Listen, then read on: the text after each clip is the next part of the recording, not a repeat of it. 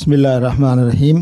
जमात इस्लामी हिंद की इस monthly regular press conference में आप सभी सहाफ़ी हज़रात का, पत्रकार भाइयों और बहनों का हम इस्तकबाल करते हैं, स्वागत करते हैं। आज के इस प्रेस कॉन्फ्रेंस में हमने 4 इश्यूज़ को ख़ास तौर से हाईलाइट किया है और उसमें सबसे पहला और सबसे इम्पॉर्टेंट इशू या डेवलपमेंट जो हुआ है पिछले दिनों में, फार्मिंग से मुताल्लिक कृषि से संबंधित जो कानून सरकार ने पास किए थे 2020 में, उसके ख़िलाफ़ पूरे देश में एक विरोध चल रहा था, प्रोटेस्ट चल रहे थे और किसान पूरे देश में आंदोलन कर रहे थे। और इस पूरे 1 साल के दौरान बहुत उतार चढ़ाव आए। सरकार ने इस आंदोलन को कमज़ोर करने की भी कोशिशें की, इसमें फूट डालने की भी कोशिश की, ताकत के ज़रिए से इसको दबाने की भी कोशिश की। कुछ शरारती लोगों के माध्यम से इसको हिंसक बनाने का प्रयास भी किया गया। लेकिन हम किसानों की इस संघर्ष को जो शांतिपूर्वक तरीके से उन्होंने किया, लोकतांत्रिक तरीके से उन्होंने अपनी मांगों को रखा और बताया कि ये कानून जिनके बारे में कहा गया कि ये किसानों के भले के लिए हैं, जबकि ख़ुद किसान इसको अपने ख़िलाफ़ समझते हैं। जमात इस्लामी हिंद ने पहले भी जब ये कानून बन रहे थे उस वक्त भी इन कानूनों के ख़िलाफ़ अपनी राय दी थी कि ये कानून किसानों के भले के लिए नहीं है, आवाम के लिए भी ये फ़ायदा पहुंचाने वाले नहीं हैं, बल्कि सिर्फ कुछ कॉरपोरेट घरानों को और बड़े पूंजीपतियों को फ़ायदा पहुंचाने के लिए ये कानून बनाए जा रहे हैं। इनको वापस लिया जाना चाहिए। जमात इस्लामी हिंद बराबर किसानों की इस डिमांड को, इस मुतालबे को जायज़ समझते हुए उनका समर्थन कर रही थी, उनका ताउन कर रही थी। हमें खुशी है इस बात की कि ये कानून वापस ले लिए गए, लेकिन दुख इस बात का है कि ये कानून 1 साल के बाद वापस लिए गए। 700 से ज़्यादा बेगुनाह लोगों की जानें गई और कितनी तकलीफ़ें बर्दाश्त की गई और कितना नुकसान हुआ, मैं समझता हूँ कि उसकी भरपाई होना मुश्किल है। इसलिए हम इस मौके पर सरकार से कहना चाहते हैं कि जल्दबाजी में कोई कानून न लाए जाएं। सिर्फ राजनीतिक फ़ायदे के लिए या कॉरपोरेट और पूंजीपतियों को फ़ायदा पहुंचाने के लिए कानून न लाए जाएं, बल्कि पूरे सोच विचार कर, लोगों की राय लेकर और जिन कानूनों के बारे में संदेह हैं, शक है, सवालात हैं, विरोध है, उन पर गंभीरता से विचार करना चाहिए। ऐसे मौके पर हम ये कहना चाहते हैं कि इससे पहले और भी कानून, जिसमें ख़ास तौर से CAA सिटीजन्स अमेंडमेंट एक्ट और NRC से संबंधित जो कानून जिस तरह से सरकार ने पास किए और पूरे देश में उनका विरोध हुआ और अभी भी उसका विरोध जारी है एक तरह से, हमें उम्मीद है कि सरकार शायद इससे सबक लेगी किसानों के इस आंदोलन से भी और अपनी इस गलती को सुधारेगी। और जमात इस्लामी हिंद ये मुतालबा करती है, मांग करती है सरकार से कि वो इस गलती को जल्दी से जल्द सुधार ले और CAA और NRC का जो कानून है उसको फ़ौरन वापस ले, क्योंकि सिर्फ हम ही नहीं, देश का हर समझदार और लोकतांत्रिक विचारधारा में विश्वास रखने वाला व्यक्ति ये समझता है कि ये कानून संविधान की मूल धारणा के खिलाफ़ हैं, जो नागरिकों के दरमियान धर्म के आधार पर भेदभाव करते हैं। हमें उम्मीद है कि सरकार कृषि कानूनों को वापस लेने के बाद अब CAA और NRC के बारे में भी इनको वापस लेने का कदम उठाएगी और जनता को बार बार जो हमारे प्रधानमंत्री जी कहते हैं कि सबका साथ, सबका विश्वास और विकास, तो ये विश्वास तभी पैदा हो सकता है जब आप सबकी राय मशवरे के बाद कोई कानून बनाएं। तो हम उम्मीद करते हैं कि सरकार CNRC को भी वापस लेगी। एक और बड़ा मसला देश में इस वक्त जो चल रहा है, वो ऐसा लगता है कि कुछ वर्ग ऐसे देश में गिरोह जो ये समझते हैं कि वो कानून से ऊपर हैं, वो समझते हैं कि वो कानून हाथ में लेंगे तो सरकार उनके खिलाफ कुछ नहीं करेगी। नफ़रत और उन्माद और एक तरह का समाज में नफ़रत फैलाने का काम कुछ ग्रुप कर रहे हैं, और ख़ास तौर से इबादत गाहों को और इबादत जो की जाती है ख़ास तौर से गुड़गांव में आपने देखा पिछले कई वक्त से जुमे की नमाज जो आम जगहों पर पढ़ी जाती थी, इस वजह से कि वहाँ नमाज पढ़ने की जगह नहीं है और लोग वहाँ इतने बड़ी संख्या में हैं, जो सिलसिला एक बरसों से चलता आ रहा था, अब कुछ तत्व हैं जो अपनी धौंस धांधली ताकत के ज़रिए से उसको रोकने का प्रयास कर रहे हैं। तो हम समझते हैं कि सरकार को इस मामले में अपनी जिम्मेदारी निभानी चाहिए, और ऐसे तत्व जो समाज का माहौल बिगाड़ने की कोशिश कर रहे हैं और उनको ये डर नहीं है कि उनके खिलाफ़ कोई कार्रवाई हो सकती है, इसीलिए ये सारे तत्व इतना एक्टिव हैं। अगर सरकार कार्रवाई करे और इनको विश्वास हो कि हमारे खिलाफ़ कार्रवाई हो सकती है तो फिर ये कानून हाथ में नहीं लेंगे। गुड़गांव में कल भी नमाज में विघ्न डालने की कोशिश की गई, उससे पहले भी जुमे की नमाज़ों में कुछ लोग आकर नमाज के स्थल पर जमा होकर और उन्होंने रोकने की कोशिश की। तो ये जो सिलसिला है ये ठीक नहीं है। और इसी के साथ सिर्फ मसला नमाज़ों का ही नहीं, बल्कि ये जो अराजक तत्व हैं नफ़रत फैलाने वाले, ये हमारे क्रिश्चियन भाइयों के ख़िलाफ़ भी जगह जगह नफ़रत फैलाने का काम कर रहे हैं। कई चर्चों पर हमले हुए हैं। दिल्ली में भी द्वारका में एक चर्च पर अटैक करने की कोशिश की गई, बेंगलोर में चर्च पर हमले हुए, और भी जगहों पर इस तरह की घटनाएं यूपी में कई जगहों पर हुई है, मध्य प्रदेश में कई जगहों पर हुई है। तो हम ये समझते हैं कि सरकार अपनी जिम्मेदारी को निभाए और ऐसे नफ़रत फैलाने वाले तत्व जो ये समझते हैं कि सरकार उनका कुछ नहीं बिगाड़ सकती या उनके खिलाफ़ कोई कार्रवाई नहीं कर सकती, उनके हौसले बढ़ रहे हैं और वो इस तरह से राजनीतिक फ़ायदा उठाने के लिए समाज को पोलराइज़ करने की कोशिश इन घटनाओं के माध्यम से की जा रही है। जमात-ए-इस्लामी हिंद इसकी कड़े शब्दों में निंदा करती है और सरकार से उम्मीद करती है कि वो अपनी जिम्मेदारी निभाएं और ऐसे अराजक और असामाजिक तत्व जो समाज में नफ़रत फैलाने का काम कर रहे हैं उनको रोकने का प्रयास किया जाए। उत्तर प्रदेश में इस वक्त चुनावी माहौल गर्म है और कोशिश की जा रही है कि उत्तर प्रदेश के माहौल को पोलराइज़ करने की कोशिश की जाए। उसी बीच हम ये भी देख रहे हैं कि उत्तर प्रदेश में लॉ एंड ऑर्डर की जो स्थिति है वो बहुत ही ज़्यादा ख़तरनाक हो गई है। अभी पिछले दिनों प्रयागराज में दलित एक परिवार के 4 लोगों की हत्या कर दी गई और एक बच्ची के साथ बलात्कार और उसके बाद उसकी हत्या हुई और उसके परिवार के 3 और लोगों की हत्या हुई। और उसमें जो जिन लोगों की तरफ पहले निशानदेही की गई थी, जो अपर कास्ट के जो मुजरिम थे, शुरू में उनके ख़िलाफ़ कार्रवाई करने को दिखाया गया जैसे कि उनके ख़िलाफ़ कार्रवाई की गई है, लेकिन बाद में उनको छोड़ दिया गया। और फिर एक दलित नौजवान ही पर यह इल्ज़ाम लगाया गया कि इसकी वजह से ये सब हुआ है।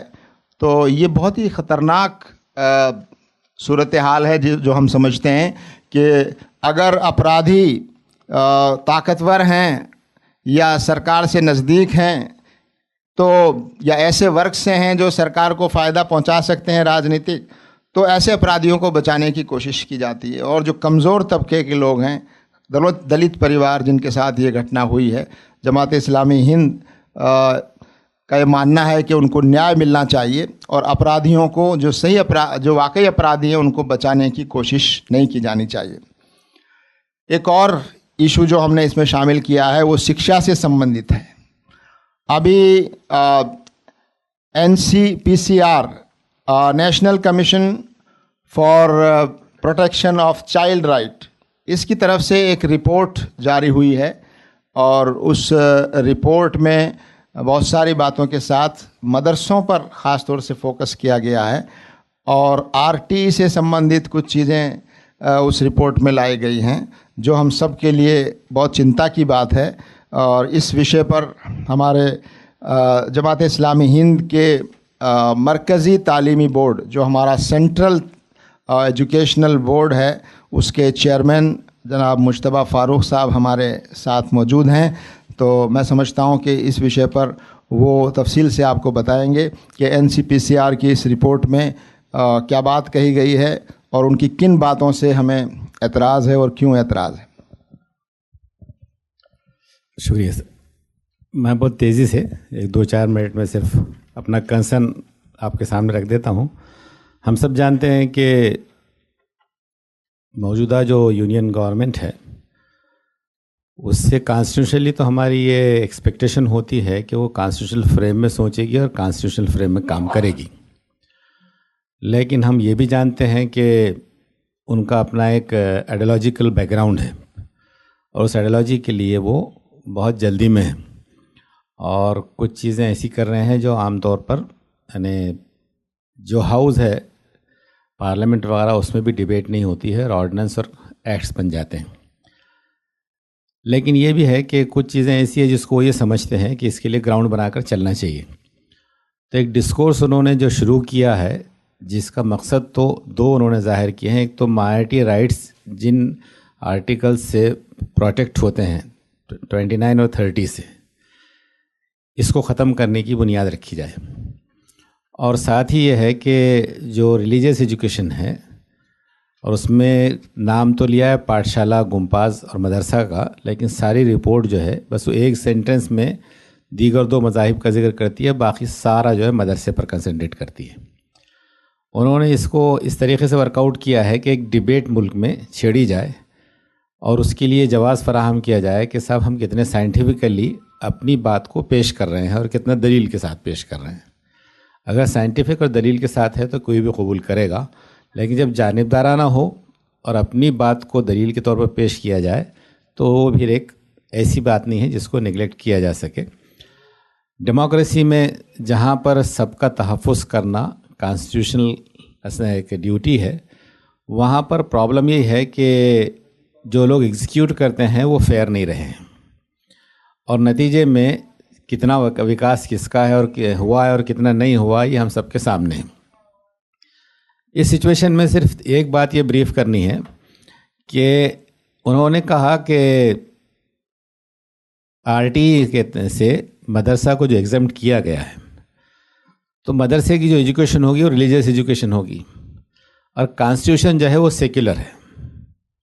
तो एक सेक्युलर कॉन्स्टिट्यूशन और सेक्युलर स्टेट किसी मजहबी तालीम को कैसे रिकग्नाइज कर सकती है, कैसे उसकी इजाज़त दी जा सकती है। उस पर इजाफा ये कि कहीं कहीं फंड्स भी देते हैं।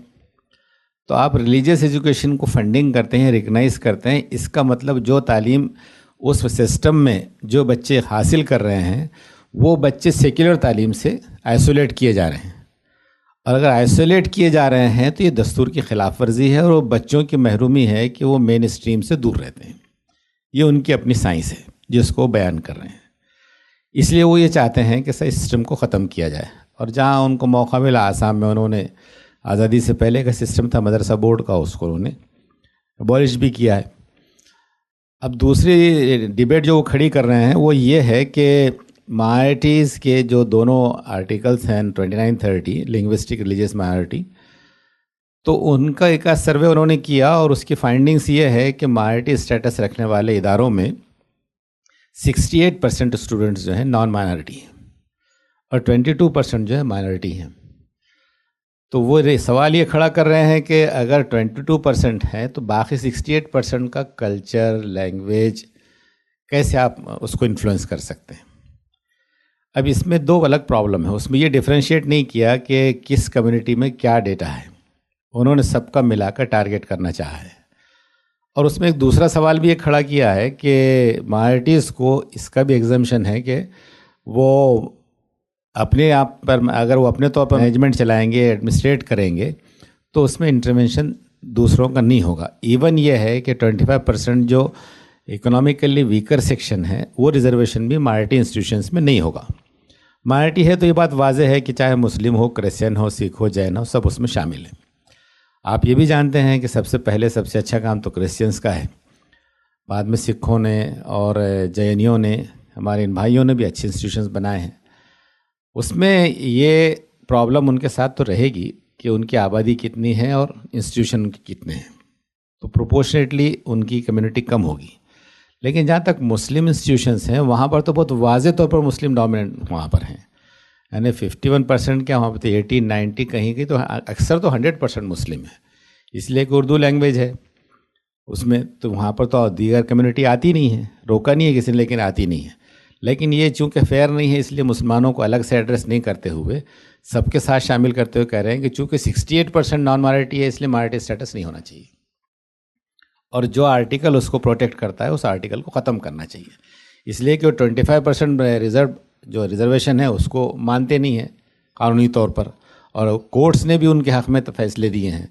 तो वो कोर्ट, कानून और जितनी प्रैक्टिस है उस सब को जो है कॉन्स्टिट्यूशनली चैलेंज करने का माहौल बना रहे हैं। आपके इल्म में हुआ कि रिसेंटली उन्होंने हैदराबाद में एक प्रोग्राम में इंद्रेश जी ने और आरिफ मोहम्मद ख़ान साहब ने भी इस बात को उठाया था कि ये आर्टिकल 29 और 30 इसको ख़त्म कर देना चाहिए।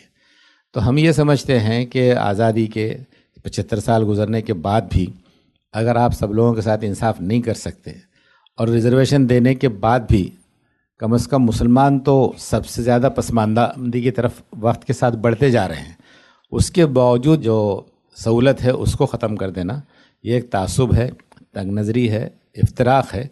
इससे मुल्क जो है हम आहंग होने और मजबूत होने की बजाय बिखरेगा, पिछड़ेगा। इसलिए हमारी कोशिश ये है कि सिर्फ मुसलमान नहीं बल्कि अदर माइनॉरिटीज़ भी जो हैं इसका नोटिस लें और इनके डिस्कोर्स को स्ट्रेंथन होने से पहले इसको हम इसकी हकीकत दिखा सकें। तो उसमें आप हजरात का मेजर रोल है। आप तवक्को करते हैं कि उसकी स्टडी आपके पास है, उसको ठीक से और एनालाइज करेंगे और इस डिबेट को आगे बढ़ाएंगे। शुक्रिया। इंजीनियर साहब, एक सवाल है आपसे।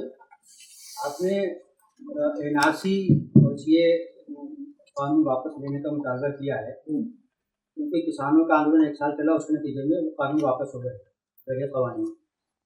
मुसलमानों का एक हल्का ये कहता है कि अब दोबारा एनआरसी सीए मुहिम चलाई जानी चाहिए। एक मुस्लिम लीडर ने यूपी के चुनाव में ये कहा है कि हर जिले में शाहीन बाग बसाए जाएंगे। तो इन हालात में जमात इस्लामी क्या समझती है कि ये एनआरसी तहरीक चलाने का मौका है या नहीं है? अगर होगा तो आपके उसके साथ होंगे?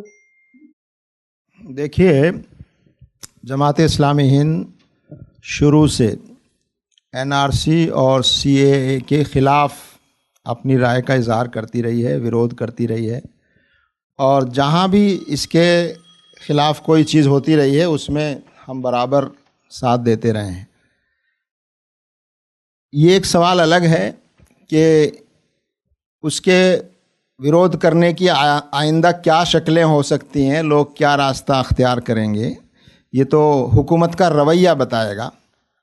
लेकिन ये कि ये विरोध अभी बाकी है और जारी है और लोग इसको गलत समझ रहे हैं।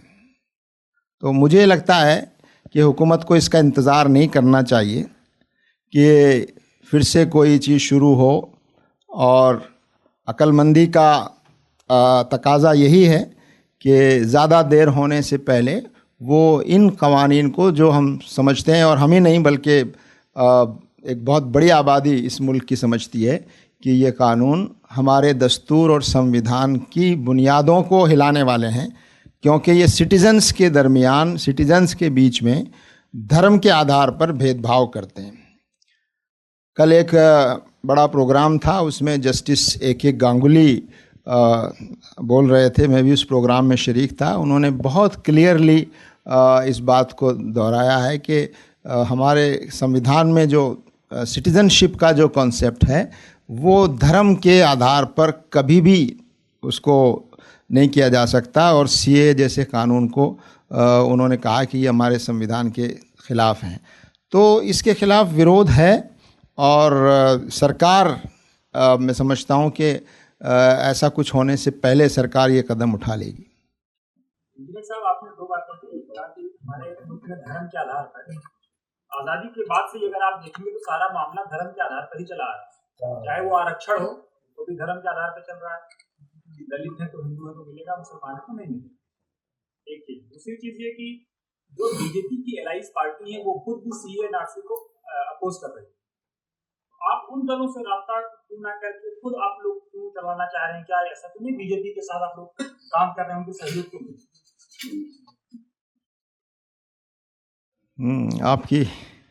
आपको हर चीज़ को गलत अंदाज में समझने का पूरा अख्तियार है लेकिन हमारा मौका पूरी तरह वाज़ेह है कि CA-NRC को हम इसके ख़िलाफ़ समझते हैं, संविधान के ख़िलाफ़ समझते हैं, और जो कुछ इस देश में हो रहा है, कौन लोग नफ़रत फैला रहे हैं, क्यों फैला रहे हैं, और इस तरह के इश्यूज़ को कौन लोग छेड़ रहे हैं, क्यों छेड़ रहे हैं, अब ये धीरे धीरे भारत की जनता अच्छी तरह जान रही है, समझ रही है। तो इसलिए मुझे लगता है कि आप जैसे समझदार लोगों के सामने और ज़्यादा तफसील बताने की ज़रूरत नहीं है। सब जानते हैं ये क्यों हो रहा है, क्यों किया जा रहा है, इसके पीछे क्या मकसद है। मान लीजिए कि रोड पे लोग दोबारा आ गए, मुसलमान रोड पे आ गए, तो किसानों में और मुसलमानों में फ़र्क है। जब वो लोग किसानों को रौंद सकते हैं तो मुसलमानों को रौंदना उनके लिए तो बहुत मुश्किल तो होगा नहीं, तो क्या रोड पे आना मुनासिब रहेगा दोबारा? देखिए, ये तो वक्त बताएगा, लेकिन अभी मुझे लगता है कि यूपी का इलेक्शन जो है वो सिर्फ यूपी के लिए नहीं, पूरे देश के लिए बहुत ज़्यादा एक महत्वपूर्ण है, रखता है। इसलिए मुझे लगता है कि ये सरकार तो ये चाहती है कि ऐसे कुछ हालात पैदा हो जाएं कि लोग धर्म के आधार पर पोलराइज हों और उसका फ़ायदा यूपी इलेक्शन में उठाएं। तो हम ये समझते हैं कि अभी ऐसी कोई चीज़ जिससे धर्म के आधार पर पोलराइजेशन का में मदद मिलती हो किसी की तरफ से, ऐसा कोई कदम उठाना किसी के लिए भी मैं समझता हूँ मुनासिब नहीं होगा कि ऐसी कोई चीज़ की जाए जिससे धर्म के आधार पर समाज को पोलराइज करने वालों को मदद मिले। और दूसरा ये कि CA-NRC के मसले को सिर्फ मुसलमानों का मसला समझना ठीक नहीं है, ये संविधान का मसला है और इसमें सिर्फ मुसलमान नहीं बल्कि बड़ी संख्या में वो लोग शामिल रहे हैं, आंदोलन में भी, विरोध में भी, और जो ये समझते हैं कि ये भारत की जो बुनियाद है संविधान, उसके उसी को कमज़ोर करने वाला है। तो ये जो चीज़ है, ये लड़ाई सिर्फ इसलिए नहीं है कि ये सिर्फ मुसलमानों के लिए नुकसानदेह है, बल्कि इस मुल्क की जो बुनियाद है वो बुनियाद उस पर चोट की जा रही है। इसलिए ये CA-NRC का कानून इस मुल्क के लिए, और जिन बुनियादों पर ये मुल्क बना है और जिन बुनियादों से ये मुल्क चल रहा है संविधान की, उन बुनियादों को ही ये चोट पहुंचाने वाला है। सर, एक सवाल है, एक ही अभी बात चल रही है, मैं सिर्फ दो सवाल छोटे बड़े। CAA का मामला जो है, CAA की मुखालफत है आप कर रहे हैं या NRC? दो चीजें हैं, CA और NRC, जो भी वो बात में आएगा। दूसरा सवाल मेरा ये है कि गुड़गांव वाले मामले में जो लोग मुस्लिम सरकर्दा अफराद वहाँ काम कर रहे हैं, क्या उन लोगों से अब तक आपका राब्ता हुआ? 3 महीने से वहाँ ऐसा चल रहा है, या क्या हिंदू जो तंजीमें वहाँ रोड़ा अटका रही है नमाज, जुम्मा की नमाज की, क्या उनसे किसी से राब्ता हुआ है? और क्या आइंदा आपके ऐसा कुछ है आपका मंसूबा के हरियाणा गवर्नमेंट को आप कुछ लिखने वाले हैं इस सिलसिले में? जी देखिए, पहले सवाल के बारे में तो ये है कि CA के साथ NRC इसलिए जोड़ा गया है कि CA और NRC मिलकर ये बहुत ख़तरनाक एक्सप्लोसिव कॉम्बिनेशन बनता है। इसलिए जिसका तजर्बा वहाँ आसाम में हुआ है, तो NRC की वजह से ही CA लाया जा रहा है। तो CA जो लाया जा रहा है वो यही है कि NRC में वो इस समाज को एक तरह से कम्युनली पोलराइज करना चाहते हैं। तो हाँ, CA नाफिज है, मगर नाफिज होने के माने ये नहीं है कि उसको उस तरह से इम्प्लीमेंट, अभी कवानीन, उसके ज़ाब्ते, ये वो सब बनते हैं, उसको नाफिज किया जाता है। कानून पास हो गया है, लेकिन उसका इम्प्लीमेंटेशन का एक प्रोसेस है एग्जीक्यूटिव में, तो वो प्रोसेस अभी है। तो ये एनआरसी जो है ये बहुत ख़तरनाक है, और जब एनआरसी सीए के साथ एनआरसी होगा तो इसके नुकसानात बहुत ज़्यादा हैं। और एनपीआर का भी हम विरोध इसलिए कर रहे हैं कि एनपीआर की जो मौजूदा शक्ल है इस वक्त उसको आसानी के साथ एनआरसी में कन्वर्ट किया जा सकता है, और इसीलिए बहुत चालाकी से हुकूमत शायद ये करना चाहती है कि ये कहे कि हम एनआरसी नहीं करा रहे हैं, लेकिन एनपीआर के में जो प्रोविजंस रखे हैं उस एनपीआर के डेटा को कभी भी एनसीआर में एनआरसी में कन्वर्ट करके और उसको इस्तेमाल किया जा सकता है। तो इसलिए ये पूरा जो प्रोसेस है इसका हम विरोध करते हैं। दूसरा जो सवाल किया है हमारे दोस्त ने गुड़गांव के बारे में, तो हमारी पूरी तरह वहाँ के हालात पर बराबर निगाह भी है, और मैं ख़ुद भी वहाँ पर जाकर आया हूँ। हमारी एक टीम वहाँ पर गई थी, और वहाँ जो लोग ये जुमे की नमाज के इंतज़ामात वगैरह में जो लोग इन्वॉल्व हैं उनसे हमारी बातचीत हुई, और उनकी परेशानियों को हमने जाना और सुना। और हम उन लोगों से भी मिले जिन्होंने आगे बढ़कर एक भाईचारे का और एक मोहब्बत का एक तरह से मैसेज दिया। वहाँ के एक कारोबारी हैं जिन्होंने अपनी जगह पेश की, हम वहाँ भी गए और वहाँ भी लोगों से मिले, और उन्होंने अपनी पूरी वर्कशॉप और वो जगह वहाँ दी। और वहाँ जिस तरह से सिख धर्म के लोगों ने, गुरुद्वारे के लोगों ने ऐलान किया था कि अगर कहीं परेशानी हो रही है तो आप हमारे यहाँ नमाज़ पढ़ सकते हैं, ऑफ़र किया। उनके यहाँ भी हम गए, उनसे भी हमने मुलाकात की, और उनको भी हमने इस बात की तारीफ़ की कि उन्होंने ये ऑफ़र किया।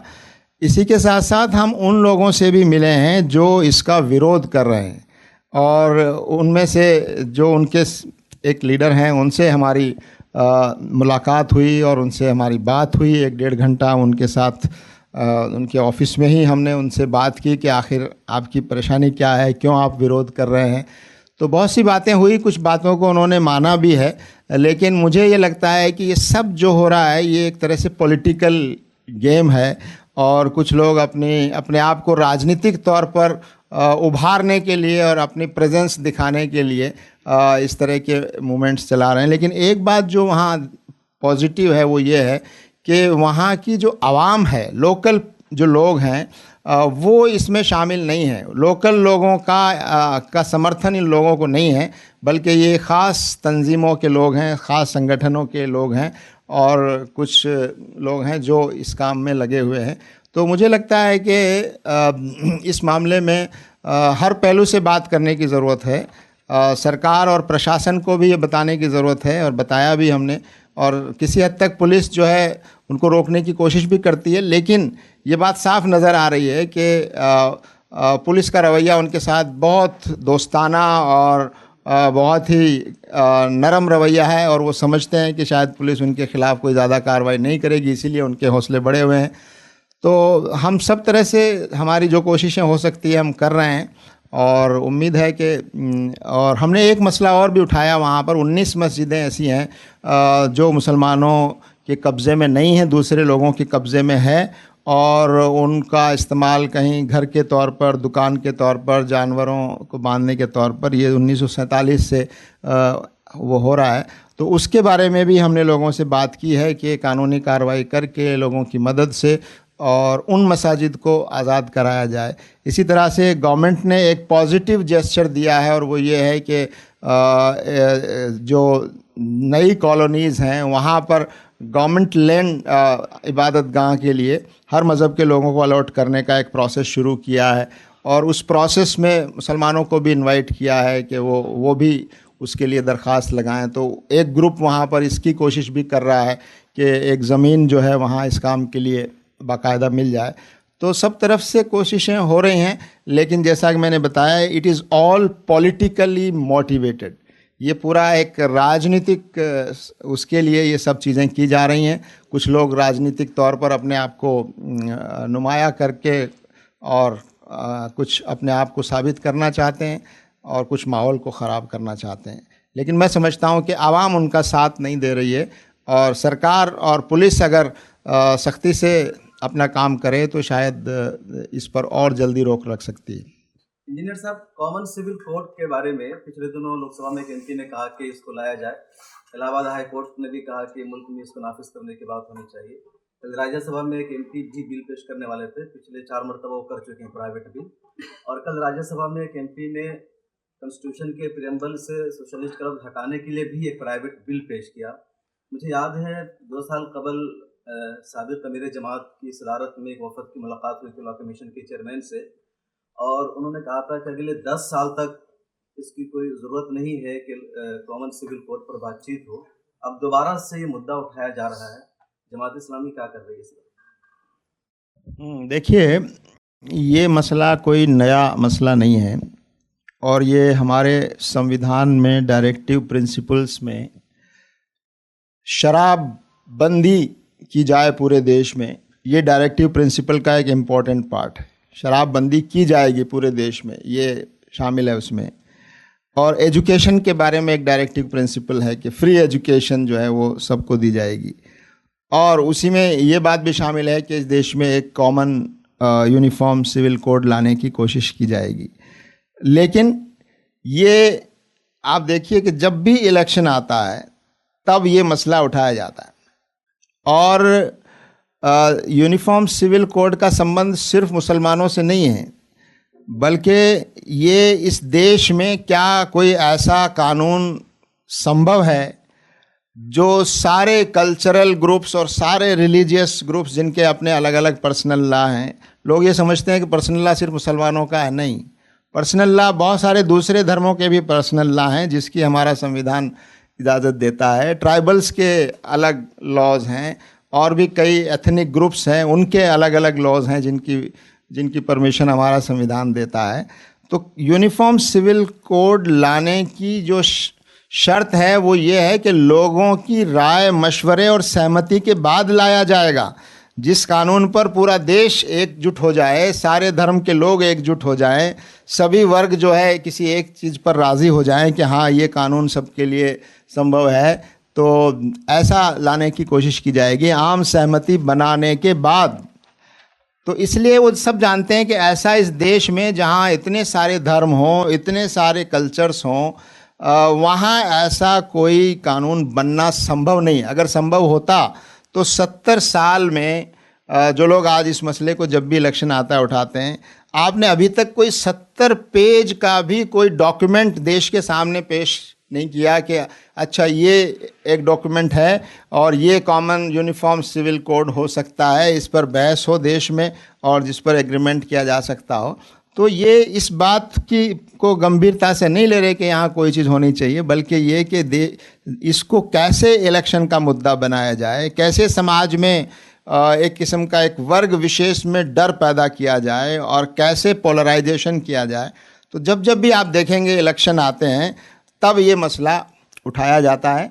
तो हमारा मानना यह है कि इस देश में हमारा ही नहीं बल्कि ख़ुद जो ताकतें आज सेंटर में पावर में हैं और उनका जो सरपरस्त संगठन है उसके जो बड़े लीडर हैं, उनका 1972 का एक इंटरव्यू है जिसमें ये कहा गया है कि इस देश में ऐसा कोई common civil code, uniform civil code संभव ही नहीं है। ये उन्होंने खुद कहा है, जो लोग आज सत्ता में हैं और जो लोग आज इस मसले को उठा रहे हैं। तो मैं समझता हूँ कि ये सिर्फ एक पॉलिटिकल मसला है और एक तबके में डर पैदा करने के लिए, और दूसरा ये कि उसको समाज को धर्म के आधार पर बांटकर उसका राजनीतिक फ़ायदा उठाने के लिए। ये इसी से मैं सवाल उठा रहा हूँ। आप कह रहे हैं कि ये पॉलिटिकल स्टंट है, पॉलिटिकल इशू बनाया जाता है एक मखसूस फिरके को छेड़ने के लिए, सताने के लिए, पैदा करने के लिए। तो ये जो मुस्लिम तंजीमें हैं, क्यों जो है फिर फौरन नी जर्क रिएक्शन जो आता है। अभी एक बड़ी तंजीम जो है जिसको जो है एक नुमाइंदा प्लेटफॉर्म कहा जाता है, अनाजाद मंजूर कर दिया उन्होंने, उसके रिएक्शन में जो है तो ये बयानात आना शुरू हो गए, खड़ा होना शुरू हो गया। तो ये हमारी तरफ से क्यों होता है? बहरहाल ये तो जहाँ होता है वहाँ पूछने की ज़रूरत है। हम तो ये समझते हैं कि इस तरह के इश्यूज़ को ये प्योरली पॉलिटिकल है और लोगों को यही समझाने की कोशिश करनी चाहिए कि ये पॉलिटिकल फ़ायदे के लिए ये बहसें छेड़ी जाती हैं। और माहौल बनाया जाता है और राजनीतिक फ़ायदा उठाए। इसके अलावा और कोई चीज़ जो है और एक डर और खौफ पैदा एग्री है जी। जमात इस्लामी आपकी बात से हम पूरी तौर से एग्री है, आपके क्वेश्चन से जवाब से। मेरा कहना यह है कि जमात भी उस प्लेटफॉर्म का एक हिस्सा है। जो बात यहाँ पे कह रहे हैं आप इतने मौसर अंदाज में कह रहे हैं, वहाँ पर क्यों नहीं? देखिए हम हाँ, जो बात हम यहाँ कह रहे हैं वो बात वहाँ भी कहते हैं, और जाहिर है कि जब कलेक्टिव फोरम जो होता है वहाँ एक कलेक्टिव चीज़ आती है।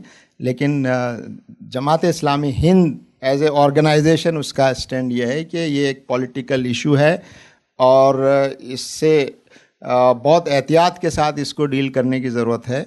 और ये जो समाज को बांटने का और नफ़रत फैलाने का जो एजेंडा है उसका एक पार्ट है ये। मतलब आपकी बात तो समझा कि मुसलमानों को इस तरह के मुद्दे पर चुप रहना चाहिए, कोई रिएक्शन नहीं देना चाहिए, मुसलमानों के लिए ही बेहतर है। नहीं, ये तो वक्त बताएगा किस वक्त क्या कहना चाहिए। बाकी ये बात समझने की ज़रूरत है कि कौन सी चीज़ जो है वो आपको प्रोवोक करने के लिए की जा रही है, कौन सी चीज़ आपको ट्रैप करने के लिए की जा रही है, कौन सी चीज़ जो है सियासत को गरमाने के लिए की जा रही है। ये सब इस पर ध्यान रखना बहुत ज़रूरी है और उसके मुताबिक ही आपका रिएक्शन होना चाहिए। ये मुस्तफा फारूक साहब से मेरा एक सवाल है। इन्होंने तालीम के ताल्लुक से जिस खतरनाक पेशकदमी की तरफ इशारा किया है, क्या आप ये महसूस नहीं करते हैं कि एक ऐसा कॉमन प्लेटफॉर्म जिसमें मुख्तलिफ मसालिक के ज़रिए जो मदारिस चल रहे हैं उनको एक प्लेटफॉर्म पर ला कर इसको फेस किया जाए? इसी से मैं जोड़ रहा हूँ। ये जो आपने रिपोर्ट के बारे में तस्करा किया, इसको सबसे पहले क्रिश्चियनों ने जो है तो नोटिस किया इसका। तो क्या आप क्रिश्चियन तंजीमों से इस सिलसिले में वो करेंगे, मशावरत करेंगे, कंसल्टेशन करेंगे, उनको साथ लेंगे? देखिए, हमने जो है ना दोनों पहलुओं से चीज़ों को इनिशिएट कर दिया है और हमने बड़े मदारिस के अहम नुमाइंदों को बुलाकर ये कहा कि हमको हर दो पहलू से जायज़ा लेना चाहिए कि हुकूमत के जो ऐसे अज़ाइम हैं जो मुनासिब हाल नहीं है उसका मुकाबला कैसे करें। लेकिन साथ ही यह है कि हमारे फ्रेम का जायज़ा लें कि हम फॉर्मेट में कैसे अपने आप को पेशगी तैयार कर लें। मसलन ये है कि कुछ असरी सब्जेक्ट्स हैं जो हमारे लिए भी मुफीद हो सकते हैं और प्रैक्टिस में हैं।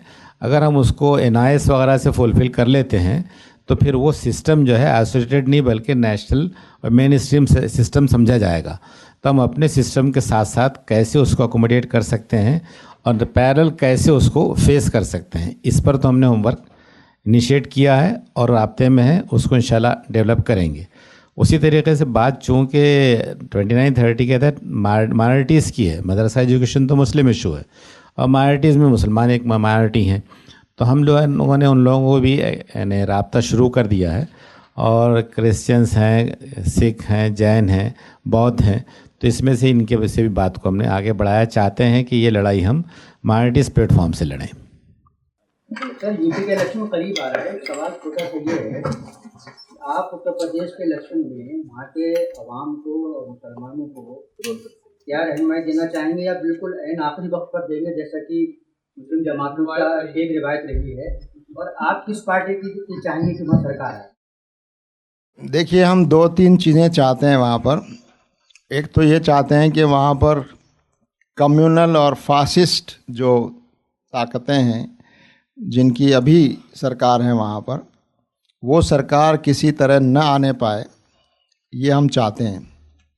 दूसरा, हम ये चाहते हैं कि इलेक्शन जो है ये इश्यूज़ के बेस पर होना चाहिए, इश्यूज़ ज़ेर बहस आने चाहिए, गवर्नमेंट का परफॉर्मेंस ज़ेर बहस आना चाहिए, वहाँ का डेवलपमेंट एजेंडा और दूसरी चीज़ें वो उसके तहत इलेक्शन में बहस हो, और माहौल को कम्युनली पोलराइज होने से बचाना चाहिए। तो हम अभी यही काम कर रहे हैं कि हम वहाँ के लोगों को यही समझा रहे हैं कि किसी ऐसी चीज़ में ट्रैप ना हो लोग, सिर्फ मुसलमान नहीं बल्कि हम सिर्फ मुसलमानों से नहीं कह रहे हैं, हमने वहाँ पर अलग अलग धर्म के लोगों से भी वहाँ जाकर यूपी में जाकर राय मशवरा किया है, और अलग अलग धर्मों का एक फोरम धार्मिक जन मोर्चा हमने वहाँ अभी लॉन्च किया है, और उस मोर्चे में भी हमने ये तय किया है कि हम यूपी में माहौल को ख़राब नहीं होने देंगे, और हम यूपी में धर्म का इस्तेमाल जो है वो राजनीतिक पार्टियों को नहीं करने देंगे,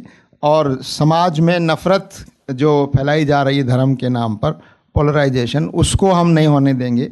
तो हम सिर्फ मुसलमानों से ये बात नहीं कह रहे हैं, बल्कि दूसरे धर्म के लोगों को भी हमने जमा करके बाकायदा लखनऊ में और एक फोरम बनाकर और ये काम किया। तो अभी हम यही लोगों को मशवरा दे रहे हैं। अभी बहुत जल्दी है इस पर कोई बात कहना कि वहाँ कौन सी पार्टी आगे है, पीछे है, कितनी पार्टियां हैं। लेकिन मुझे एक ये भी लगता है कि अब शायद यूपी की जनता को किसी की तरफ से कोई क्लियर रहनुमाई देने की शायद ज़रूरत नहीं पड़ेगी, और लोग इतने समझदार हैं कि वो जैसे जैसे हालात नज़दीक आएंगे वो ख़ुद समझेंगे कि उनको क्या करना चाहिए। लेकिन ये ज़रूर है कि वहाँ पर समाज में ये नफ़रत का माहौल और कम्युनल पोलराइजेशन को रोकने की पूरी कोशिश की जानी चाहिए।